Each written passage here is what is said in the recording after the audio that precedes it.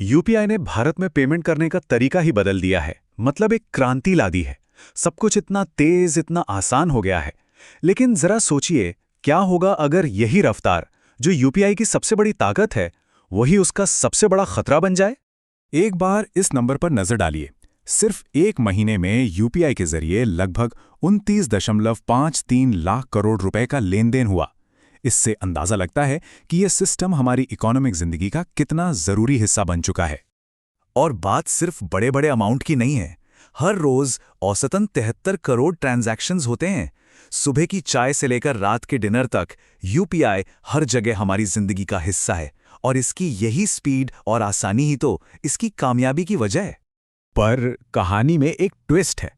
UPI की यही जो इंस्टेंट पेमेंट वाली खासियत है ना, वही अब स्कैमर्स के लिए एक सुनहरा मौका बन गई है। और यहीं से एक बहुत बड़ी मुश्किल खड़ी हो रही है। तो चलिए इस मामले को थोड़ा और गहराई से समझते हैं।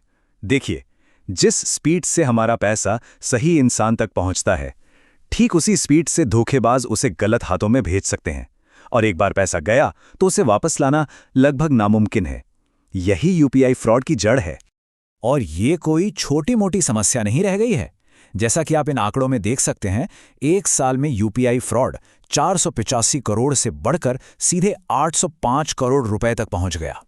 ये साफ दिखाता है कि खतरा कितनी तेजी से बढ़ रहा है। ये सिर्फ आंकड़े नहीं हैं, ये असल लोगों की कहानियां हैं। सोचकर देखिए, किसी के व्हाट्सएप पर शादी का एक प्यारा सा इनविटेशन लिंक आता है। वो उस पर क्लिक करते हैं और पलक झपकते ही अकाउंट से 97,000 रुपए गायब। फर्जी लिंक्स और नकली यूपीआई आईडीज के जरिए ऐसे धोखे अब बहुत आम हो गए हैं। तो इसी बढ़ते खतरे को देखते हुए और दिल्ली हाईकोर्ट के एक निर्देश के बाद रिजर्व बैंक ऑफ इंडिया यानी आरबीआई एक डिस्कशन पेपर लेकर आया है। इसका मकसद है पेमेंट प्रोसेस में थोड़ी सी रुकावट या कहिए फ्रिक्शन डालकर फ्रॉड को रोकना। तो आरबीआई के इस टूलकिट में है क्या? सबसे बड़ा बदलाव है 10,000 रुपये से ज्यादा के पेमेंट पर 1 घंटे की रोक। फिर है वाइट लिस्टिंग, यानी किसी नए इंसान को बड़ी पेमेंट करने से पहले उसे अपनी सेफ लिस्ट में जोड़ना होगा। एक किल स्विच का भी आइडिया है, जो एक इमरजेंसी बटन की तरह काम करेगा। और हाँ, सीनियर सिटीजन और मर्चेंट्स के लिए भी कुछ खास नियम हैं। ये किल स्विच एक तरह का इमरजेंसी ब्रेक है। मतलब अगर किसी को भी शक होता है कि उसके साथ कोई धोखाधड़ी हो रही है, तो वो इस बटन को दबा के ट्रांजैक्शन को बीच में ही तुरंत रोक सकता है। ये यूजर्स को कंट्रोल देने की एक कोशिश है। अब आते हैं इस बहस के सबसे बड़े सवाल पर। क्या सेफ्टी बढ़ाने के चक्कर में हम उस आसानी और स्पीड को ही खत्म कर देंगे जिसने यूपीआई को इतना पॉपुलर बनाया? असली दुविधा तो यहीं से शुरू होती है। और ये स्लाइड इसी दुविधा को बहुत अच्छे से समझाती है। देखिए, एक तरफ मकसद है फ्रॉड को रोकना, लेकिन इसकी कीमत क्या चुकानी पड़ रही है? यूपीआई की जो जान है, उसकी स्पीड, वो ही खत्म हो जाएगी।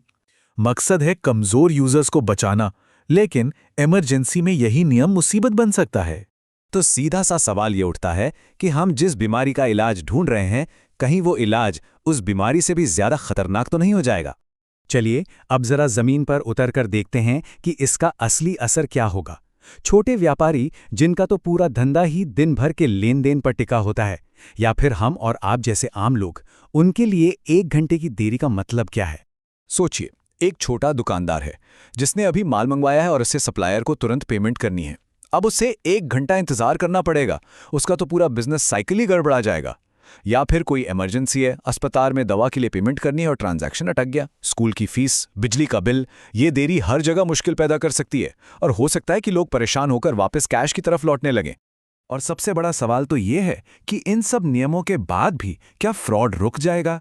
क्या स्कैमर्स कोई नया तोड़ नहीं निकाल लेंगे? आखिरकार वो बहुत शातिर होते हैं।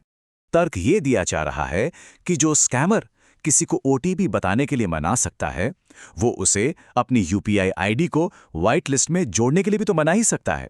उसे बस अपनी कहानी में एक लाइन और जोड़नी होगी। पहले आप मुझे अपनी सेफ लिस्ट में ऐड कर लीजिए, और बस ये सिक्योरिटी फीचर भी बेकार हो जाएगा। एक बात याद रखना जरूरी है कि ये सब अभी सिर्फ एक डिस्कशन पेपर है। आरबीआई ने अभी तक कोई आखिरी फैसला नहीं लिया है। वो लोगों से, हम सबसे इस पर राय मांग रहे हैं, ताकि एक ऐसा रास्ता निकाला जा सके जो सबके लिए सही हो। तो आखिर में हम इसी सवाल पर आकर रुकते हैं। हम एक ज्यादा सुरक्षित यूपीआई कैसे बना सकते हैं, बिना उसकी उस क्रांतिकारी स्पीड को तोड़े जिसने भारत में डिजिटल पेमेंट्स की तस्वीर ही बदल दी? ये एक ऐसा सवाल है जिस पर हम सबको सोचने की जरूरत है।